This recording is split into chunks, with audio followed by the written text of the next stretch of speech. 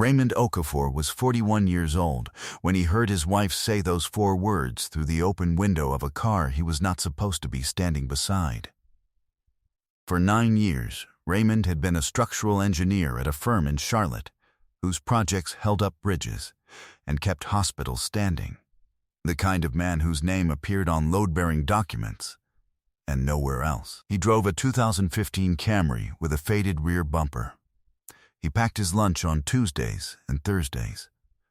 He had never told Simone about the property his father left him in trust, not because he was hiding it, but because it had never come up in a way that required saying, and Raymond did not say things that did not require saying. While he built, she planned. Over 11 months, Simone moved $94,000 from the joint account into an account Raymond did not know existed, in a pattern so deliberate it had its own calendar. She had prepared the filing. She had told her lover, David Marsh, that Raymond had nothing outside his salary and a modest retirement account, that the divorce would be clean and quick, and she would be gone from that life before summer. She sat in David's Audi beside the Charlotte courthouse, and she whispered it, her voice close and certain, the words arriving through the cracked passenger window to the sidewalk where Raymond stood still, finally rid of him. She had no idea the man standing next to Raymond on that sidewalk was Ellis Greer, one of the 3 best divorce attorneys in Mecklenburg County, who Raymond had been meeting for 40 minutes in the restaurant directly behind them, and who had Raymond's full financial disclosure, including a 2,400-acre timber property in Rowan County held in a family trust worth $3.1 million, already in his briefcase. What Simone had spent 11 months building, she lost in a conference room in 40 minutes. Before we jump into the story, comment where in the world you are watching from, and subscribe, because tomorrow's story is one you need to hear. The alarm went off at 5:34 a.m. Raymond reached across and pressed it flat before the second pulse. He lay still for one breath, ceiling above him gray in the early dark, then put his feet to the floor. He was a man of fixed mornings. The order did not vary. Shower first, then the coffee maker started, then dressed, then back to the kitchen for the thermos. He kept the house quiet while Simone slept. He had kept it quiet for 9 years. He poured the coffee black, filled the thermos, and screwed the lid. He pulled on his jacket, a charcoal fleece he'd bought 2 winters back from a hardware store rack, functional and not much else, and took his field notebook from the kitchen counter where he'd left it the night before. He carried a field notebook the way some men carry phones, because there was always something to record, some dimension that needed holding, some note to himself about a calculation that could not wait for a desk. Outside, the Camry sat in the driveway. It was the color catalog listed as Celestial Silver Metallic, and that Raymond privately thought of as gray. The rear bumper bore a hairline crack along its lower right edge from a parking garage column in 2022 that he had examined briefly, assessed as cosmetic, and left alone since. He got in. He backed out of the driveway and drove toward Uptown in the dark. Raymond's firm occupied the 7th floor of a building on South Tryon. 12 engineers, 3 project managers, and a drafting team that cycled around 2 senior draftsmen who had been there longer than Raymond. His specialty was load path analysis, tracing the travel of force through a structure from the point of application down through the foundation, identifying where the building was asking too much of a single element and redistributing. He was very good at it. He was good at it in the way that does not draw attention to itself, in the way that prevents failures that no one ever knows were prevented. He arrived before 7, the way he always did.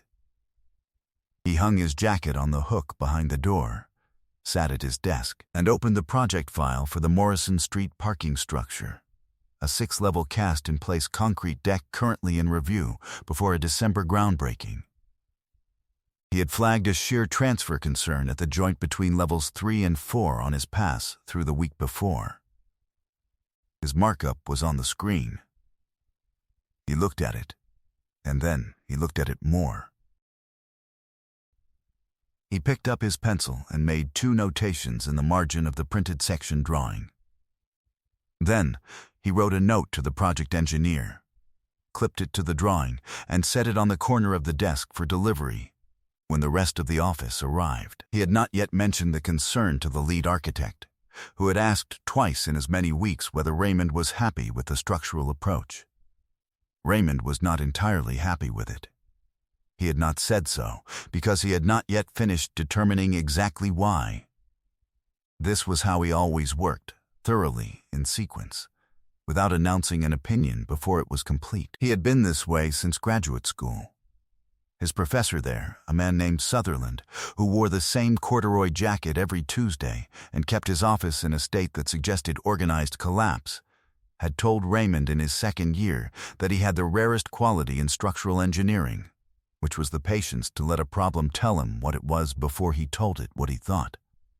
Most engineers, Sutherland had said, start with the answer and fit the problem to it. Raymond did not. He started with the structure and let it speak. Raymond had remembered this not because it flattered him, but because it was accurate. He had applied the same patience to everything: his career, his finances, the 9 years of his marriage, including the last year, in which something in the quality of his home life had shifted in ways he was still, at the point the alarm went off at 5:34 a.m., in the process of determining. He had met Simone at a mutual friend's birthday dinner. She was finishing a master's in marketing communications, quick and polished, with a laugh that arrived before you expected it, and stayed after you'd already moved on. She asked what he did. He described load path analysis, and she had listened with an attention he did not take for granted, because most people's attention left the room around the third sentence of any engineering explanation. She said, "So you're the person who figures out where the weight goes?" He said yes, roughly, she said. "I like that job. I like the idea that someone is doing that." They were married 2 years later. They had 7 good years. He had loved her with the same completeness he brought to everything, steadily and without performance, and had believed she did the same. The signs, when he listed them later, had each been individually ignorable. Simone began taking her phone to the bedroom each night around February, not unusual on its own, but she had not done it before. In March, she mentioned a new colleague named David, who was leading a commercial real estate fund she was consulting for, and she mentioned him the way you mention a name when you have been carefully not mentioning it, and have decided once is fine. In April, her Thursday evenings extended from 1 hour past dinner to 3, with explanations that were always complete and always slightly more complete than they needed to be. In May, she bought a weekend bag Raymond had not seen before, navy canvas with leather trim, and left it by the closet door unpacked for a week before he noticed that it was empty. He noticed and did not comment. He filed it in the same place he filed the phone, the Thursdays. The name, David, in a mental structure whose load path he was still tracing, whose shape he had not yet permitted himself to name. It named itself on a Tuesday morning in June. He had come home from the office early, a rare thing. The Morrison Street project had hit a milestone review that let the team out at 2. He drove home, pulled into the driveway, and sat in the Camry for a moment with the engine off.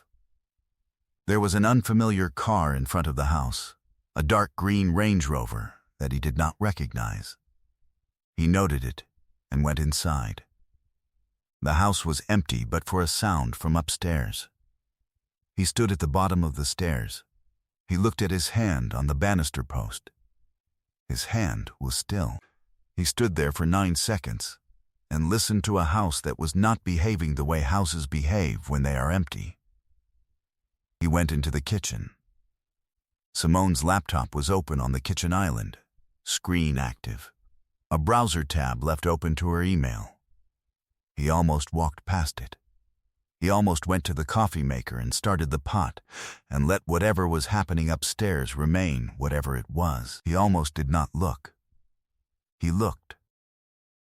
The email thread was 3 inches of preview text that told him in under 60 seconds what 11 months of small signs had been assembling.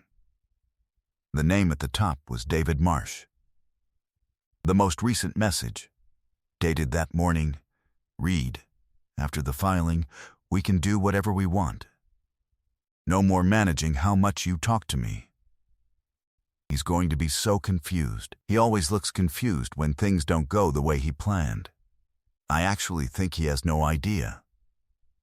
Raymond stood at the counter and read the email. He read it again. His hands were flat on the granite. His breathing was measured and deliberate.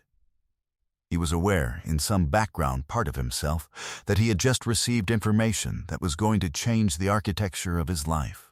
He was aware of this the way a structural engineer is aware of a failure, not with surprise, exactly, but with the specific quiet of a man who recognizes what he is looking at and understands that recognition is step 1. He opened the thread from the beginning. It went back 10 months. He read it in full, standing at the counter in his office clothes in the middle of a Tuesday afternoon. He did not hurry. He read every message. He learned in sequence that the affair had begun the previous September, shortly after Simone took the consulting engagement. That David Marsh had a particular theory about Raymond, expressed in several messages across the fall, which held that Raymond was passive, incurious, and financially unremarkable. A man, David had written in November, who will take whatever he's given because he doesn't know how to ask for more. That Simone had agreed with this assessment, with variations across multiple exchanges. That she had researched the divorce filing process in December and shared the relevant statutes with David. That they had, together, assessed Raymond's financial position at his salary, his retirement account, and a stake in a company she described as modest consulting work, estimating a total marital estate of approximately $340,000. That she had, in the most recent exchange written, "The property I know about is the house." That's it. That's all he has. He stood very still for a moment when he reached that line. The property she knew about was the house. That was all he had. Raymond's father, James Okafor, had been a man of few words and considerable foresight.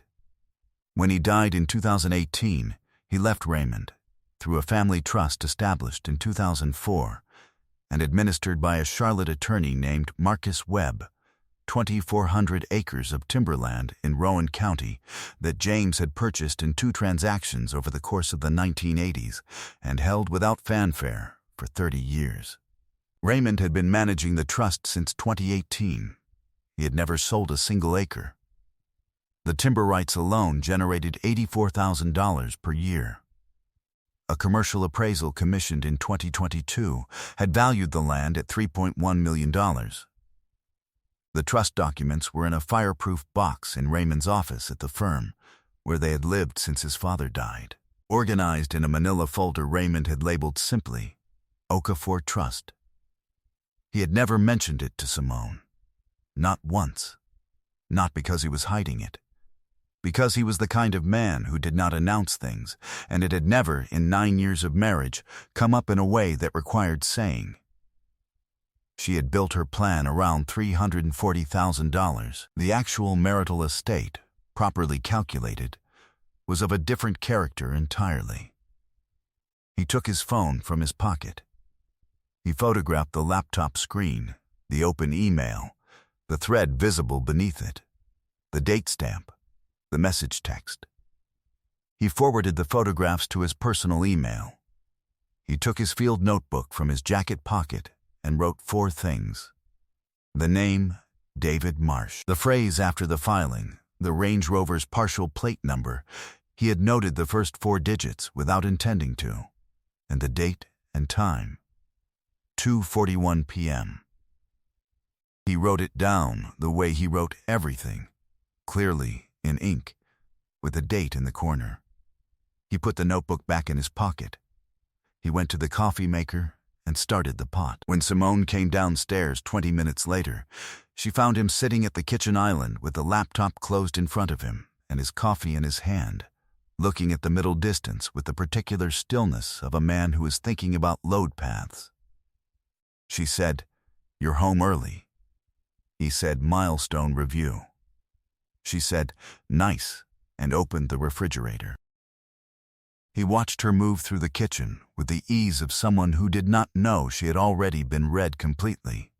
And he said nothing else, and when she asked what he wanted for dinner, he said whatever she felt like making was fine.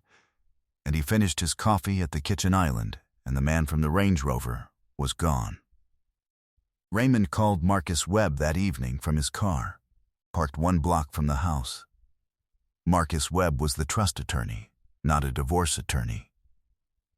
But Marcus had handled the Okafor estate for 30 years, knew the trust documents better than Raymond did, and had, in the quiet way of men who have managed wealth for a long time, exactly 2 or 3 referrals to give for any legal situation Raymond might find himself in.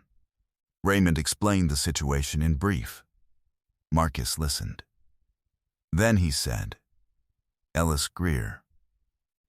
He handles complex asset cases. He's been to trial twice in the last 5 years and won both. He knows what a trust looks like from a court's perspective, and he knows Mecklenburg County Family Court the way you know that building on South Tryon." He paused. "This is the call to make." Ellis Greer's office was in a building on College Street, 7th floor, corner office with a view of the rooftops. He was 58. Compact and unhurried, with the manner of a man who had sat across from a great many attorneys who underestimated what they were facing and had found the experience professionally useful. Raymond met him the following Thursday at noon. He laid the documents on the conference table in the order he had prepared them. The Okafor Trust Formation Agreement, the 2022 appraisal, the timber rights revenue statements for 2019 through the current year, the joint account statements for the 11 months in question, and beside them, the email thread photographs. Ellis read without speaking for 18 minutes. Then he set the photographs down and looked at Raymond.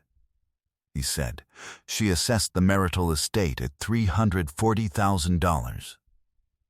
Raymond said yes. Ellis said, "The trust alone is valued at $3.1 million and predates the marriage by 14 years. Raymond said yes. Ellis said, "Does she know the trust exists?" Raymond said, "She has never asked." Ellis looked at him for a moment. He said, "I've been doing this for 29 years. The most consistently underestimated thing in a case like this is a quiet man who knows exactly where everything is." He closed the folder. "Let me show you how this goes." The strategy was precise. The trust, established before the marriage, was non-marital property and not subject to equitable distribution. The timberland was Raymond's. The timber revenue, accumulated in the trust account, was Raymond's. The forensic accountant Ellis recommended, a woman named Sharon Fite, who had spent 11 years at the Ayers before going into private practice, would trace the $94,000 in joint account transfers and produce a report that would classify each transaction by date, amount, and methodology, demonstrating to a mathematical certainty that the transfers were intentional, systematic, and not accounted for in the $340,000 estimate Simone had given David Marsh. Raymond asked one question. He asked it at the end when the strategy was laid out and the papers were set to be filed. He said, "The house." Ellis said, "You bought it jointly. It's marital property. It divides." Raymond said, "I know." He said it without particular feeling. The house, against what was beside it, was a number he could work with. They shook hands at the end of the meeting. Ellis walked Raymond to the elevator. On the way down, Raymond made 2 notes in his field notebook. The following Tuesday, Raymond and Ellis walked out of the restaurant after a working lunch, documents reviewed, the filing timeline confirmed, and they stood on the sidewalk on South Tryon to say goodbye. Ellis had one more matter to cover. He took a folder from his case and opened it on the hood of a parked car. A practical man performing a practical act pointed at something in a document. Raymond stood beside him and looked at where Ellis was pointing. A dark Audi pulled up to the courthouse across the street. Raymond looked at it without meaning to look. The passenger door opened, and Simone stepped out in a silk blouse he did not recognize, looking back into the car with her hand on the doorframe, and she said it in a voice that carried across the quiet of a Tuesday mid-morning, clear and close and finally rid of him. He heard it. He stood on the sidewalk beside Ellis Greer, and he heard every word. Simone closed the door. The Audi drove. She walked toward the courthouse entrance without looking across the street. She had no reason to look. She had no reason to imagine, on a Tuesday morning in Charlotte, that Raymond would be standing on a sidewalk on South Tryon at 11:47 a.m. beside one of the 3 best divorce attorneys in Mecklenburg County, who had Raymond's complete financial disclosure in the briefcase in his right hand. Ellis looked at Raymond. Raymond's face was still. He looked at the courthouse entrance where Simone had gone in. He was quiet for 4 seconds.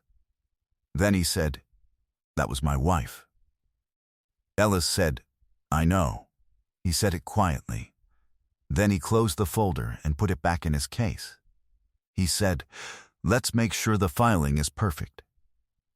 The papers were served the following Friday afternoon at the marketing agency on Fairview Road where Simone worked, at 3:15 p.m. She called Raymond at 4:02. He let it ring. She called again at 4:19.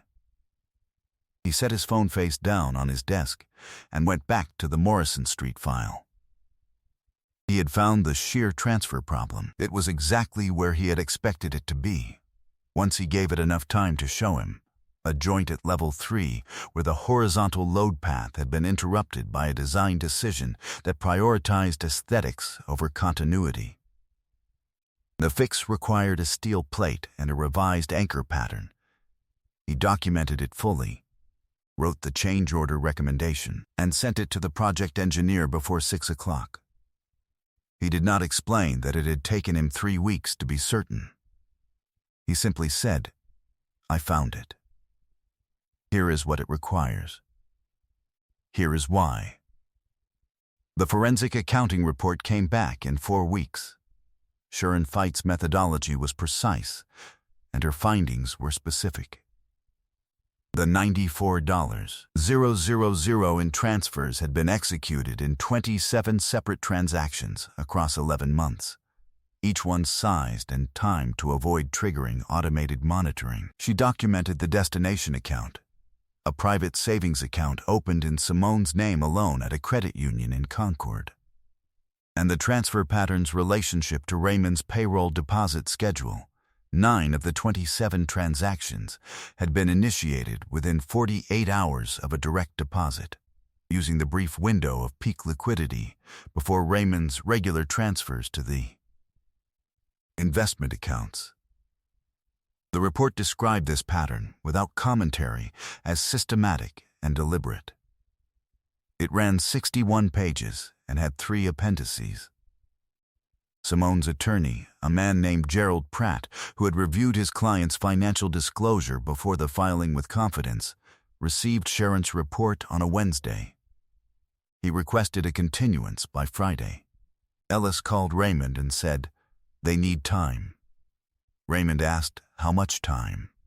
Ellis said, "Long enough to understand that the case they prepared is not the case they are now in." Raymond said he understood. He finished his lunch at his desk and went back to work. The mediation was set for a Thursday in September. Simone arrived with Gerald Pratt at 10:00 a.m. The conference room was on the 14th floor of a building on Trade Street.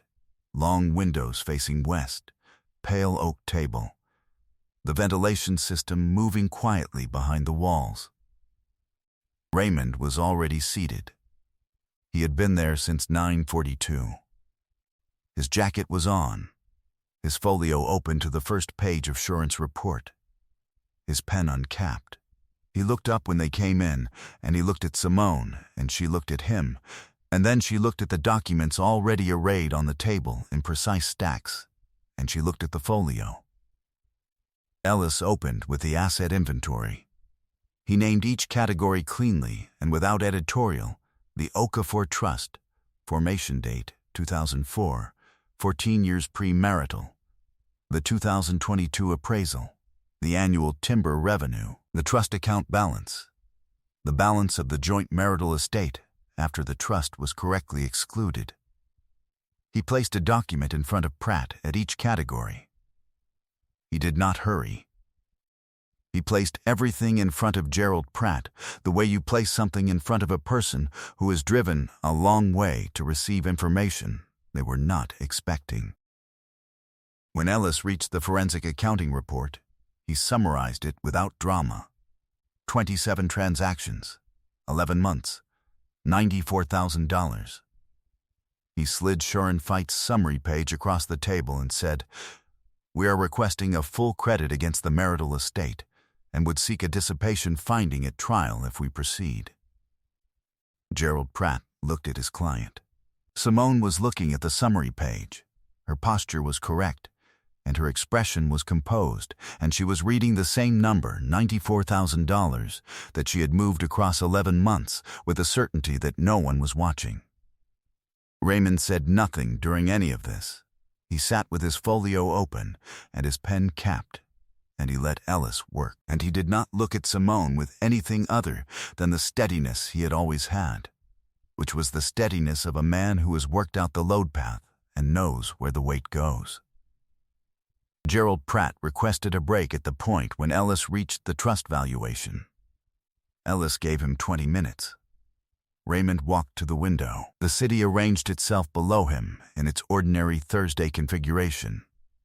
He could see, from this angle, the approximate roofline of the South Tryon building where his office was.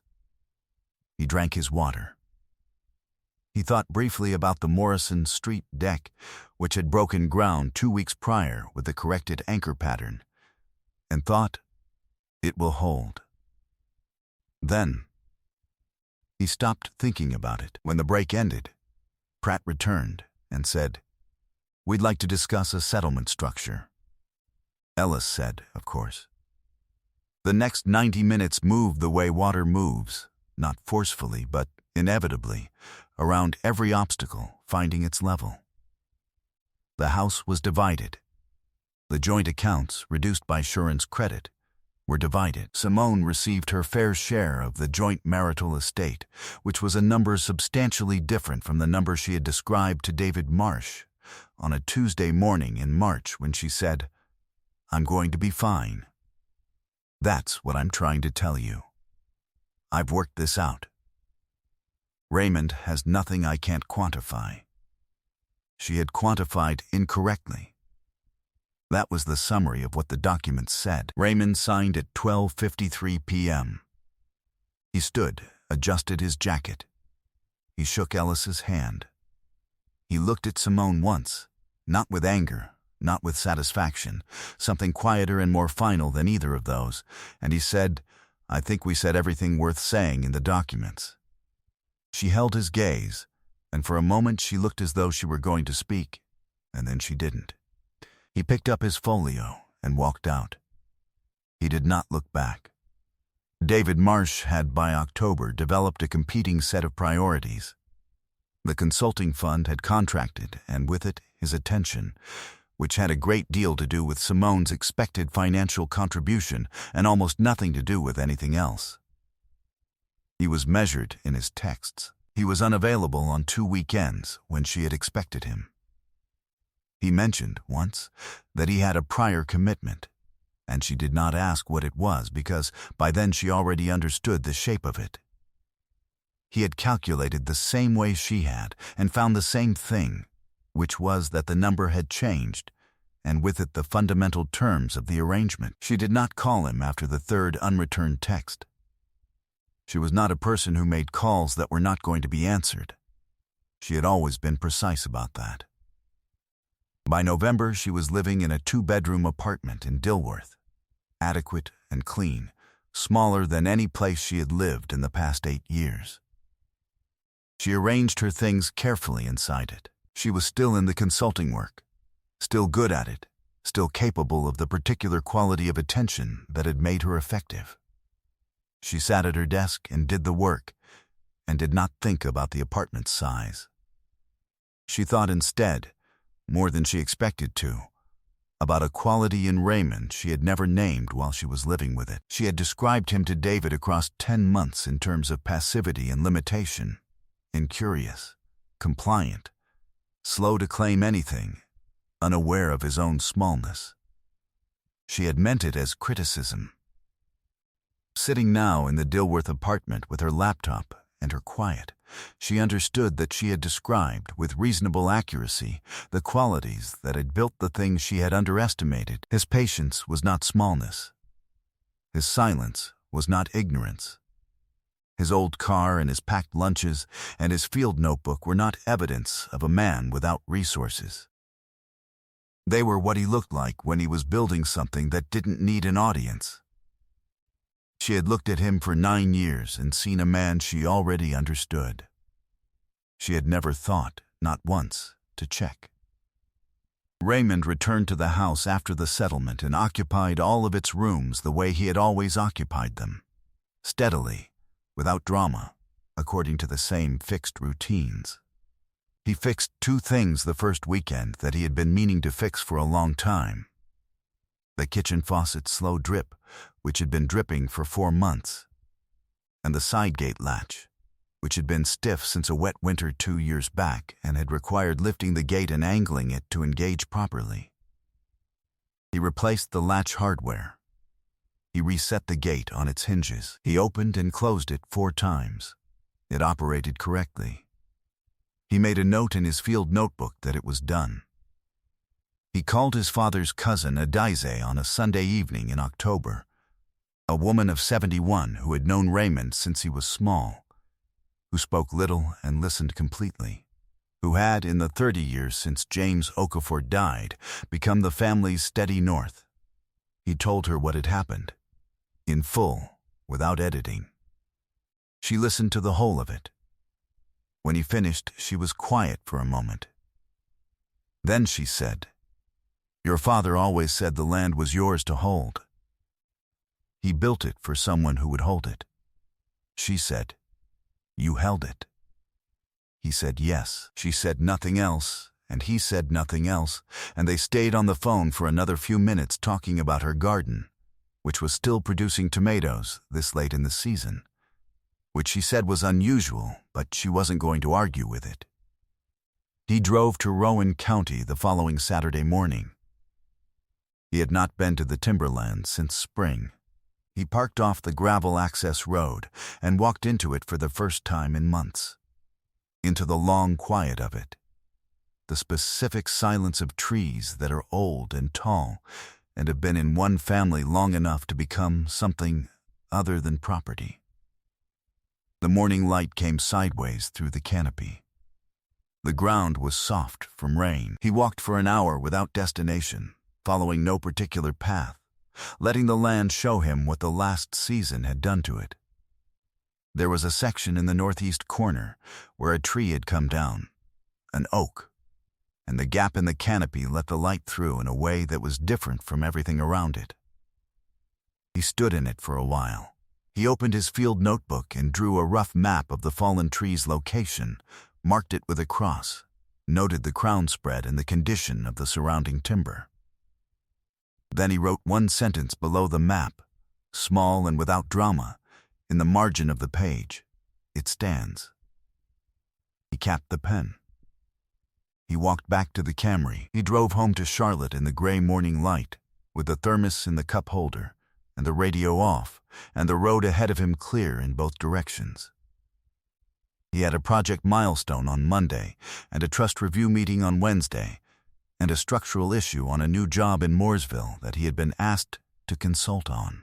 A foundation condition in Phil's soil that the project engineer had flagged as borderline, and that Raymond had a theory about, which he was not yet prepared to state as a theory, because he had not yet let the problem show him what it was. He would give it the time it needed. He always did. He parked in the driveway.